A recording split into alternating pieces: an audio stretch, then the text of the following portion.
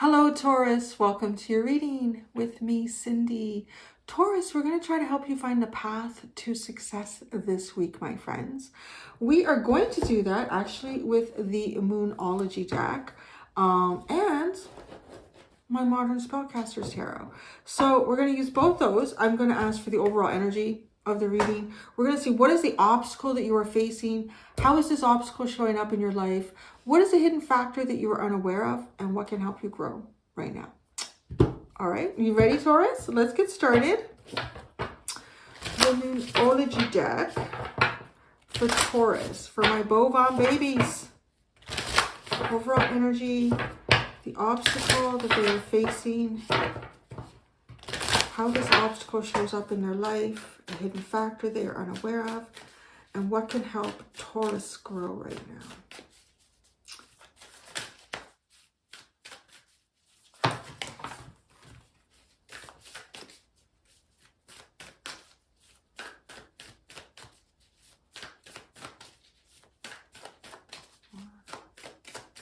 All right, overall energy.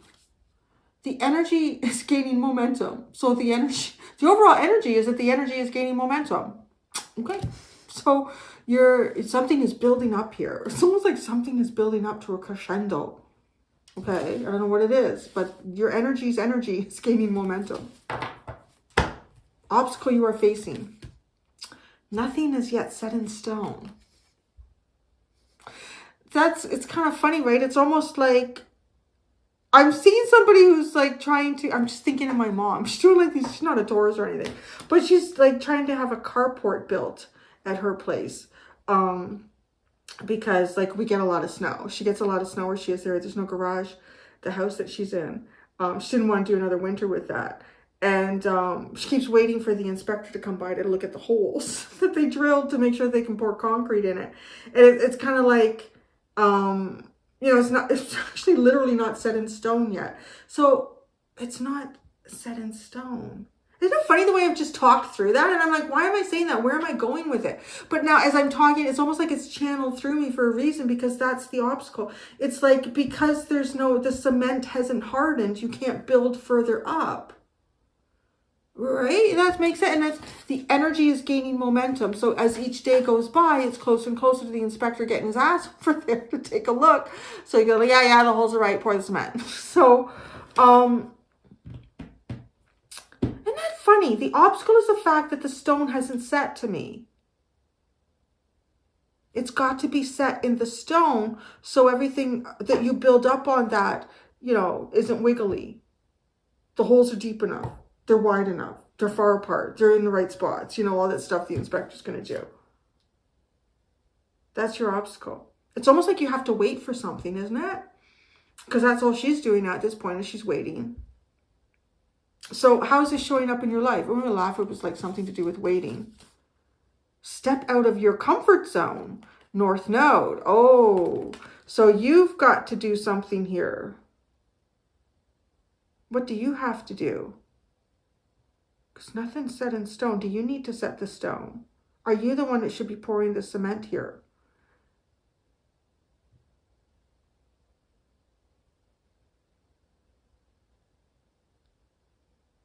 You need to set something. But that feels uncomfortable for some reason. Like it almost feels like something you haven't had to do before with the North Node.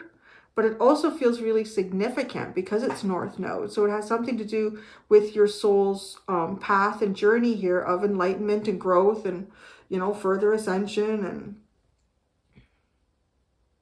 a hidden factor you are unaware of. It's time to release negativity, full moon in Scorpio. So maybe there's some sort of negative energy that's being released around a situation or, okay, so let's go back to my mom's carport. So like maybe the inspector, it keeps getting held up for a reason. It's reminding me of when I talk about, you know, going for a job interview and you want to be there on time to make a good impression. And you wake up and the dog is diarrheaed all over the floor. Like, I got to clean that up quick. I can't leave that all day. So you clean it up And like you wanted to be early, give yourself lots of time, but now by the time you get out of the house, close the door, you're like just going to be on time, and you walk out the door and you have a flat tire and you're like, oh my God, no. So it's like now I went from having this plan to actually be there early, and now I'm actually going to be late. But it's like the universe kind of working in your favor, because what you don't realize is the inspector or the person who was going to interview you had something really terrible happened in their life, or something unexpected that made them angry, put them in a sour mood, or they were upset.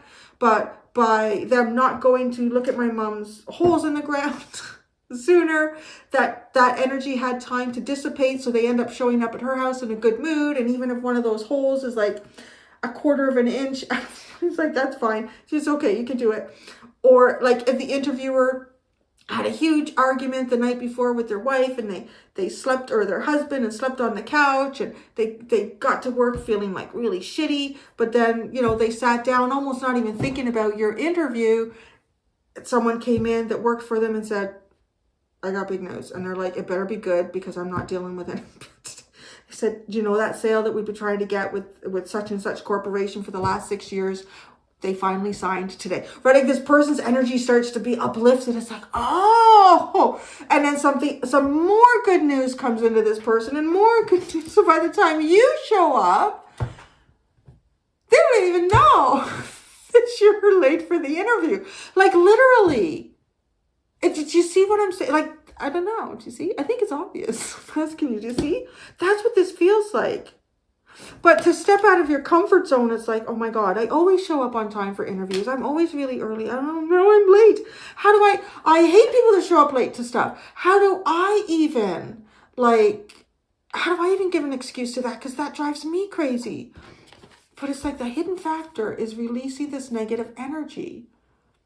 And that's how it's coming through to me. Like if there's something that's not set in stone here, but you kind of need to show up and do it, you need to do something that makes you feel uncomfortable, because it's your North Node. But it's like this, it's all happening for a reason. And I don't know if it has something to do with that, right? Like the energy is gaining momentum towards a release of negativity. Yeah, so when you show up to the interview, you know, the secretary or whoever is working the front desk, if anyone ever does anymore, it's the places I go to, I've been to in a while, there's this beautiful front lobby and desk, and then there's a list of people and names and numbers that you dial. They come and get you. So somebody dials your number, you're like, hello? Oh, hi, I'm here for the interview. Oh, yeah, come in. Not even looking at the time, it's like, oh, yeah, and this person is in a good mood. It's like, oh, yeah, that sounds good. Yeah, you're hired. When do you want to start? Okay, so next week? Sure, why not? So, I don't know. It has like a really, like it feels like whatever's going on, it's going on for a reason to alchemize negative energy. So what can help you grow right now? Conclusions are within reach. Full moon. Oh, a full moon eclipse. That's interesting, because as I pull this card out, well, it's not a full moon eclipse. It's a partial moon eclipse. But there is an eclipse coming October the 28th. So maybe there's some sort of conclusion for you around that time. It's to know that some sort of conclusion is within reach here for you.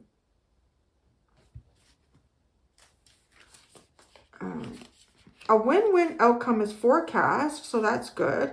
You and your loved ones are safe. Well, this sounds really good. You're going to win either way. Either way, you're going to come out winning. And like you and the people that are close to your heart here, everything is okay. Everything is okay.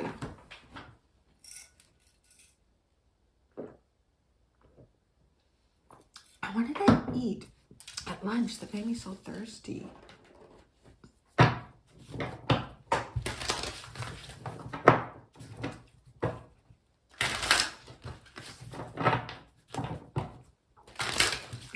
I'm adding tarot, in case I didn't mention it. Is it the only tarot decks that it's the only decks I use for Aries, I think. I'm going to put 3 cards under each of these little piles here.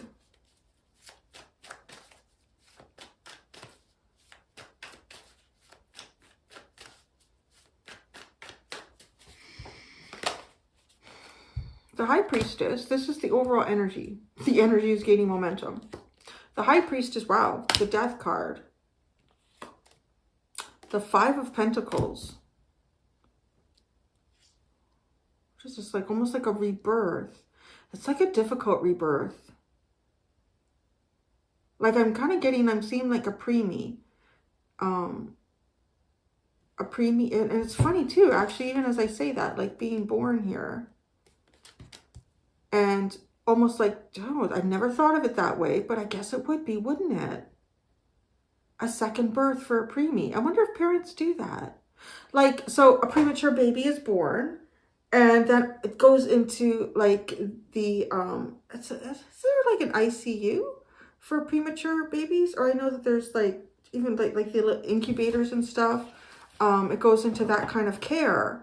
And then there's, you know, there's a lot of limited, sometimes there's extremely limited access that the parents have to the baby at that point.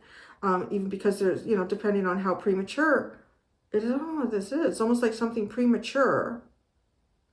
Premature. But getting it out of that stage. It's like this has a birth date. You can look at it and say, this is when it started. But then it had to go into something to alchemize and continue developing. The energy of that, right? And it's as if it's almost like saying, the doctor saying, oh, I'm sorry, you can only come by, you can only touch the baby twice every 10 hours. I don't know. I'm really ignorant in that. I know a couple people that have had premature children. I've never really talked to them about that. I should get to know more about that. But yeah, because it feels like that, like feeling closed off from this, but it's almost as if, right? And then the moment the baby is no longer in the incubator and can be with the parents kind of full time, even if perhaps it's still in a medical situation before they go home. I almost want to say like that feels like a rebirth, like a second birth in this child's life. Like first it's birthed out of the mother and goes right into an incubator. And then secondly, it's birthed out of the incubator and back into the mother's hands, or the father, like the parents. Interesting. That's kind of like a download on that one. And right, it's like, oh, and honestly, it's for the best interests of the baby. Like it's almost like this dog is like, get away, go away. Like the immune system's not developed. You have to be really, really careful here. They're still not breathing properly on their own. All those things that can be, you know, the digestive system. There's a lot of things that can really be incredibly sensitive at that point. And it's like being like feeling kind of out in the cold. That would be a horrible feeling. I can't even imagine the strength it takes to do that. God, I remember the first morning, in the middle of the night, I woke up after having my son, and they had him in this plexiglass thing beside me. Oh, my heart. It was like I took him and I put him like right on me, on my skin, and we slept like that. We slept like that. And then he woke up in the morning and he looked like this little old man, and he looked up at me. And he was like studying my face, almost like this. You could see the soul. And it was like, and I was just looking at him, and he was just like looking up at me, this little old man face in this baby. And it was almost like he was studying my face to see, okay, this is who she is. This is the woman I will call my mother. I looked up and said, hey, how you doing? I was like, All right. So anyways, the obstacle you were facing, it took me back for a moment there. And then the nurse gave me shit because his temperature was too warm because he was against my chest. And I'm like, oh, fuck you. He's been in my belly for 9 months. I want to hold him. Nothing is yet set in stone. The Wheel of Fortune, the Hermit,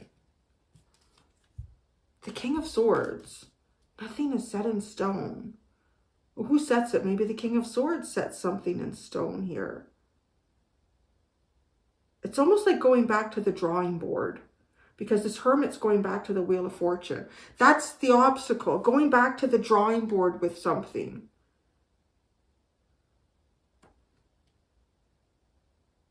But yet, to me, the King of Swords symbolizes somebody whose mind would be set in stone. Maybe a mind needs to be made up on something. Maybe your mind needs to be made up about something. It's like going back to the drawing board here with this Hermit and the Wheel of Fortune. To set something in stone, to make up a mind. That's your obstacle. is making up your mind and being set on it. How this is showing up of you needing to step out of your comfort zone. The Ace of Pentacles, the Eight of Cups, oh, and the Fool. Let's just take a chance in life here. It's take a chance. Why?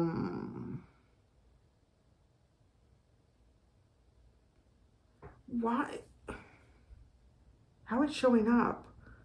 Some sort of a fresh start for you.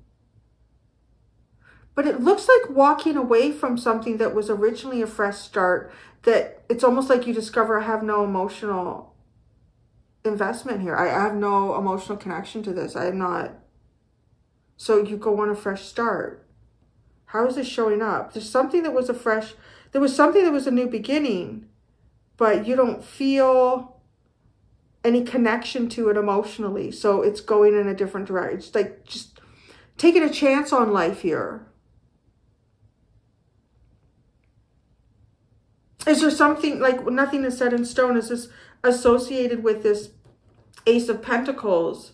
It was at one point, it was a new opportunity, but now it's almost like, I need to go back to the drawing board. You're not set on something. You might be clear about it in your mind, but emotionally, I feel like you're not invested in it. So it's time to move forward. Hidden factor you're unaware of is really, it's time to release negativity.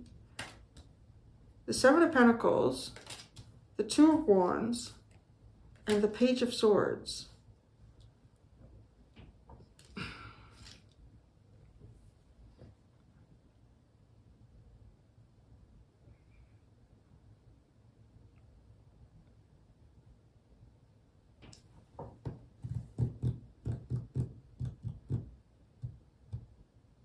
If this is like you know, it's not an outside energy the way I first described it. It can be for some of you, and then for some of you, it doesn't have to be.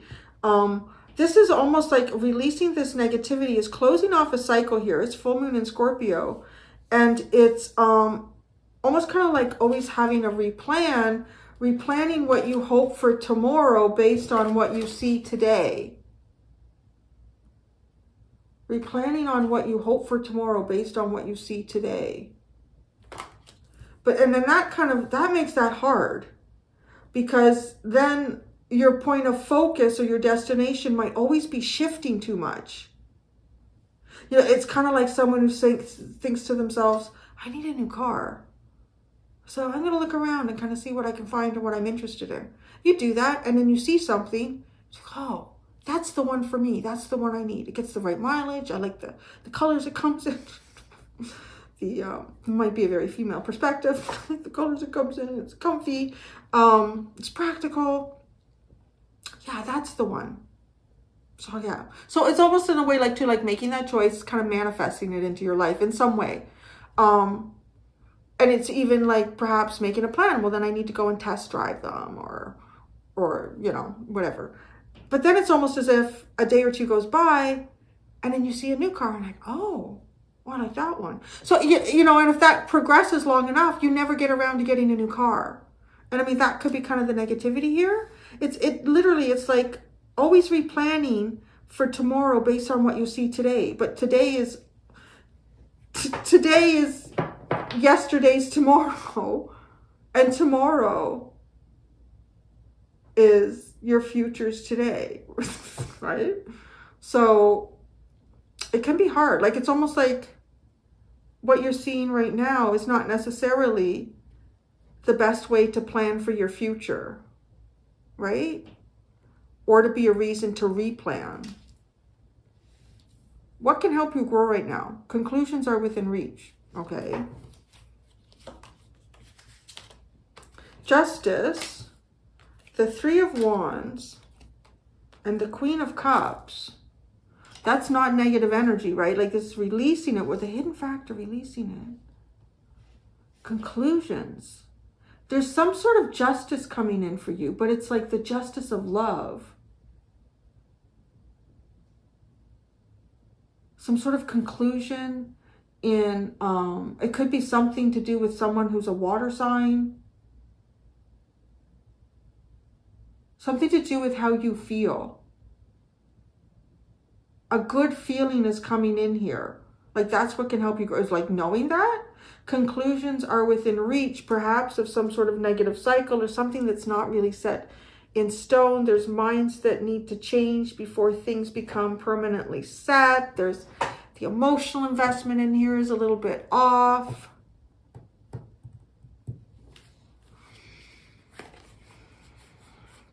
Ace of Cups, Nine of Cups, Ten of Pentacles.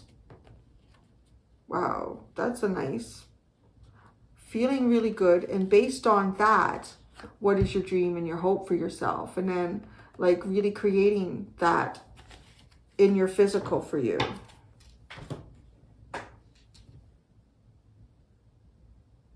This is also too, this time to release negativity is also the cards that are here. It's someone who's always watching and planning but not doing.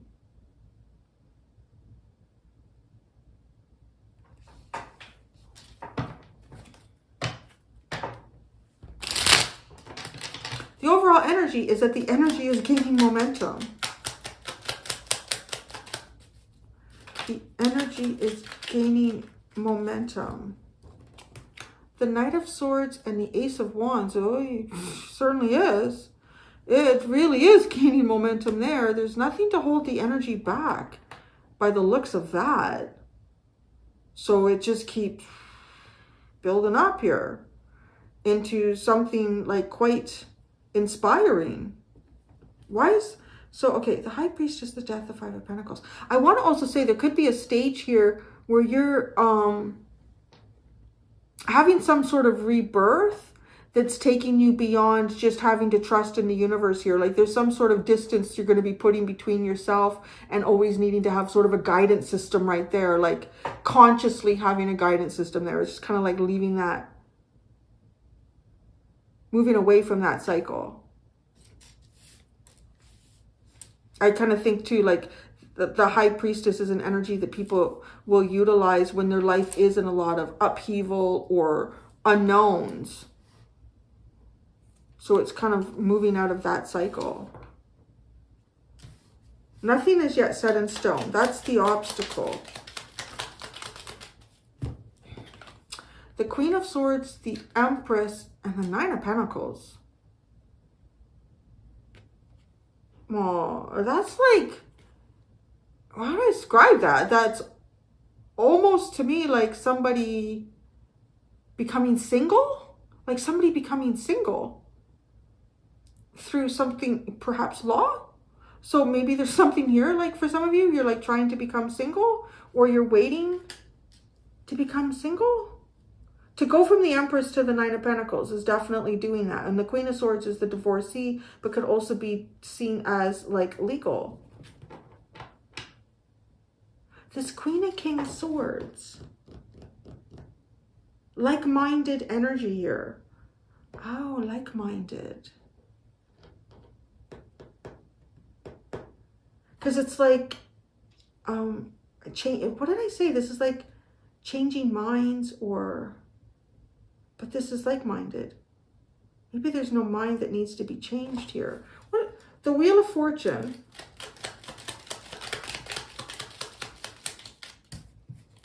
Temperance. I love it when you pull out so much major arcana. The Hermit. The Eight of Pentacles. Somebody really absorbed in their work because they're waiting for some type of cycle to change here. Or they've mastered alone time. Yeah, somebody really absorbed in their work, or they've mastered alone time. Is this your obstacle? The King of Swords. The King of Swords. The Sun.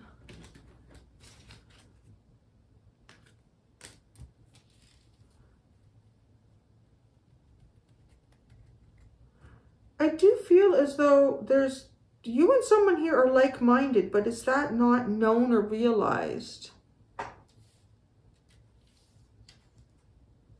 And I don't know. It looks like to me too that maybe you're maybe you're feeling kind of set in stone with this Hermit and the Eight of Pentacles, the Wheel of Fortune and Temperance.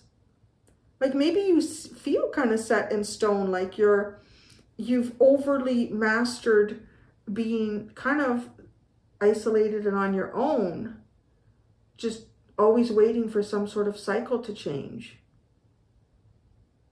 and to be able to clearly see the destination at the end of your tunnel.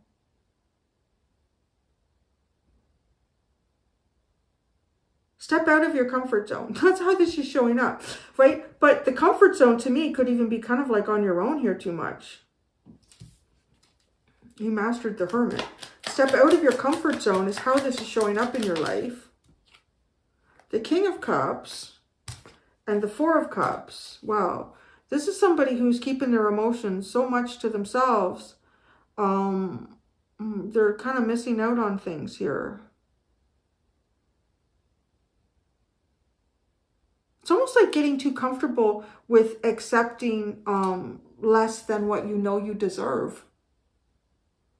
Yeah, getting too comfortable with accepting less than what you know you deserve. The Ace of Pentacles.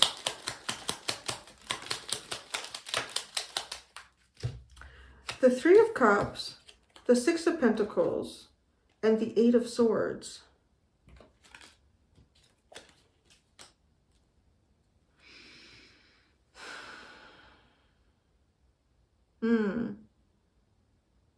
Yeah, because, yeah, it's just almost like something where you were giving something here.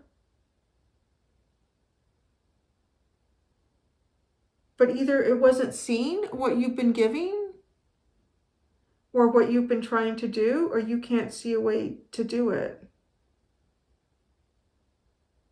It feels like the road is blocked. The Eight of Cups.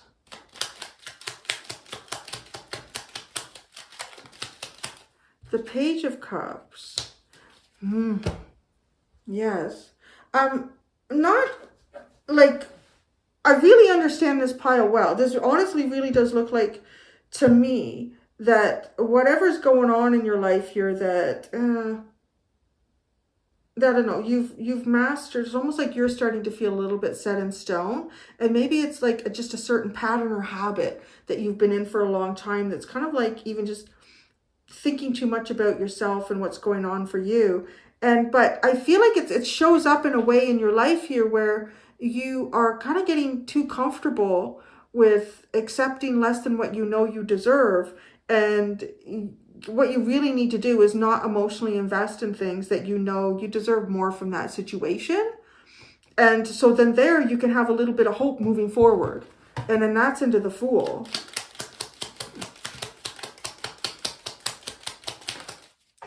The Seven of Wands. Protect your journey. Protect your new steps moving forward. Protect yourself. Or you're finding yourself trying to be protective.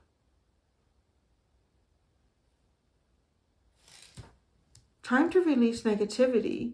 That's the hidden factor here.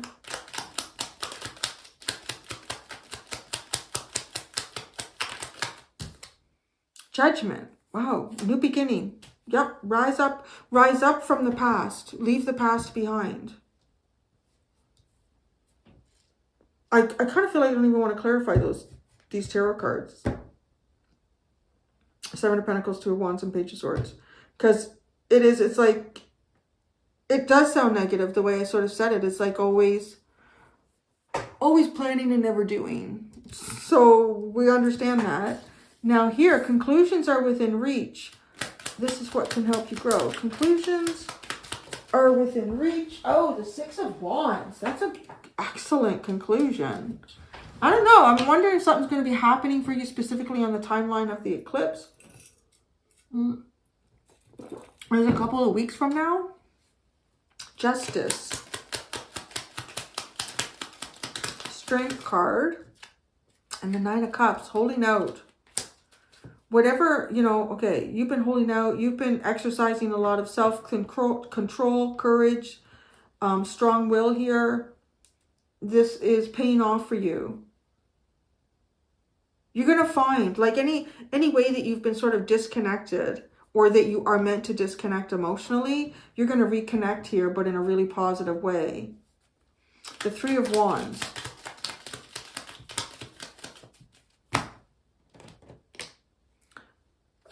Oh, the Fool. The Fool again. The Fool, the Death card, and the Four of Swords. Ah, see? This, oh, say, it is the rebirth. It is the second birthday. I'm so curious if people have like preemies, if they do that. Like the day that the baby comes out of the incubator and that's it. Like now, you know, I don't know. And life's complicated. Probably just stick with the first birthday. You don't want to tell a kid they get 2 birthdays. Just a couple months apart or something. They'll hang on to that forever. And you'll be screwed for life. Because this looks like healing, right? Here. That's where it felt like, you know, you got to step away from the incubator. It doesn't feel very good. You're kind of pushed out into the cold. But then this is healing that feeling. Healing that feeling. The energy is gaining momentum for that to be healed for you, for a fresh start. The Queen of Cups. The Magician. Y'all bring love into your life. You're bringing love into your life. Even if it's, yeah, it's gaining momentum. Oh, yes. The Six of Cups, the Knight of Cups, and the Four of Wands. There's some momentum, my friends. There is some momentum. But definitely kind of seeing where you are getting in the habit of allowing less than to be okay for yourselves. So I'm going to go do the extended. In the extended, Taurus, I'm going to get words of encouragement to you from the Return of Spirit Oracle deck. And then we're going to go into another tarot deck, actually the Energy Oracle deck and the tarot. And we're going to ask, what is the universe trying to guide you towards? Why? What is the lesson in this? And your next steps moving forward. Until next time, Taurus, do be gentle with yourselves. Bye.